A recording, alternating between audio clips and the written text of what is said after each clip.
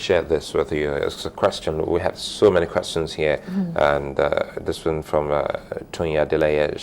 She wants to know how long does it take for one to start having the symptoms of the virus? 2 days is what we have as the earliest. It may be sooner. We're talking average here. It may be within 24 hours, but 2 days is the common, the earliest onset of symptoms, and it can be up to 21 days. So someone might have been in contact with the late Mr. Sawyer, and we won't find out until about 3 weeks later. But we have to remember that as long as that person is not symptomatic, they're not infectious. You will not find someone infected with Ebola at a party. You won't find them where you will be at risk of exposure. It's those in close contact that we're focusing on. That, you know, if you have anyone that is sick and can't get out of bed, and the sickness is like within 1 or 2 days, it's really becoming obtunded, then you need to let us know. That person taking care of that sick patient is at risk. I'm letting you know, sorry, it was same as if the government has opened a help center or a help desk. Yes, we have. We have about 5 numbers out, but we're creating another one just for question and answers and knowledge-based related questions, because our lines are jammed most of the time with people wanting to know, what is Ebola virus? How do we get it? So as of this morning, the center has been set up. It's a lot of people taking calls, because we're getting calls from all over the country. And, you know, people want to know if they have the helpline. We should call their government to tell their government to create help desks for them too. So in as much as we're doing that, this is a Nigerian problem. It's not a Lagos problem. So we're glad to, we're glad to take on any questions from anywhere, but the question and answer sessions need to be separated from the really serious concerns, which we've had a few that ended up to be false alarms. Okay. So, what about our capacity to diagnose some of these patients? Again, thank God that we have an international standard laboratory that is being operated or run by Professor Milabu. That was where they took the gentleman's specimen to, and the first signal. Not to the UN or something? Yeah, we did it locally here in Lagos. It was done in Lagos at Luth. Luth has a very highly recognized, internationally recognized laboratory.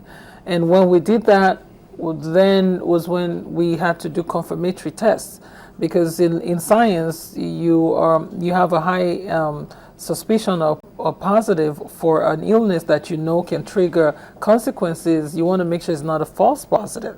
So the second specimen was drawn to go to the Dakar, Senegal lab, and we have the Redeem lab as well, where that's local here with, I think it's in Ogun State or something. The specimen was sent out there too. So we all of them came back. I heard that one of our international courier system refused to take the blood to Senegal. So I think they're eventually. Well, you know, information. If for people who are ignorant, people are not shaking hands. You know, you see people giving you the wrist for a handshake, and we overreact, and that's why I'm here. That's why we're all out, because information and knowledge is power. If you know the details of this illness, you will not, you know, punish yourself, so to speak. Someone is not going out. It's told his family not to go anywhere.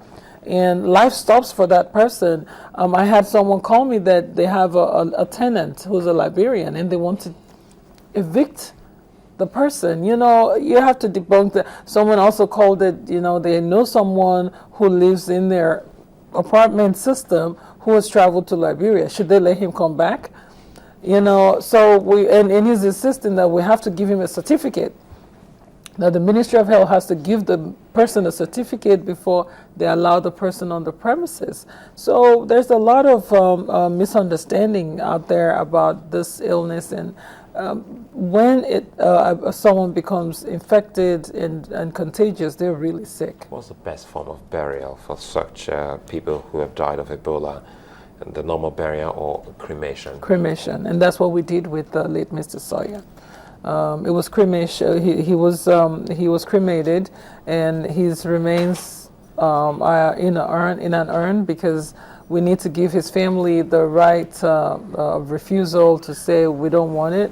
So there are international diplomatic situations that come up that need to be addressed. Okay, there's this question. Onogu says, can someone contact Ebola by using public clipper at a barbering saloon?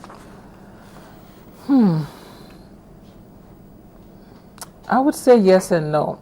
Wow. Yes, if the person is symptomatic, but that person would not be at the barbering saloon. Cutting hair would not be that person's priority. No, even if it's maybe the first day that he's a carrier. No, it doesn't work like that. And I need people to understand that. It doesn't work like that. It doesn't work like HIV/AIDS, where the person carries the virus and that is infectious for a long time and may be asymptomatic all through, but is still spreading the virus. Ebola is infectious from the minute the illness becomes clinical, because that's when it's destroying the organs and is multiplying and is trying to it's now coming into the body fluids and sweats and all of that. But someone infected with Ebola will not be at the barbering salon. But if you go to the person's house and they're lying in bed sick and you want to cut their hair, then you will be at risk. Okay, but the state is also working with the federal ministry. Oh, perfect relationship. It's really been a blessing that we're speaking the same language. We're on the same front. Ports Authority is fully on ground. The hospital has been extremely cooperative. The staff have been cooperative.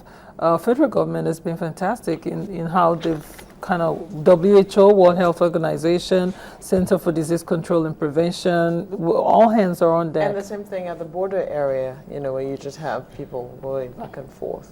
Yes, we have a plan in place where we really don't want to stop or ground airlines. We want to be able to let people go about their normal. It's our responsibility to take care of these things and worry about it and let people be able to go about their normal businesses. We have the tracer cards that we're giving out. So when you land, you get a tracer card that tells us anything and everything about your movement within the country or within the area you're going. So God forbid we find someone in your flight that comes down with the illness, then we can track everybody that's been around the person. It would be nice though if we can have a liaison on the other end to screen people that are boarding flights coming to Nigeria. That's the other way we could protect ourselves instead of shutting down and not letting movement of people through. There's the infrared thermoscan that is used overseas. It would be nice if we could get that at our airport, so when they're walking, you can see the temperature building up on the inside before it becomes a clinical symptom. All right, because if they don't fly, people could move by road. So yes. All right, Dr. Yewande Adeshina is the special advisor on public health in Lagos State. Thank you for coming on this morning. Thank you very much. All right, we'll be back after this break. We've got another matter coming up here today, so join us again in a moment.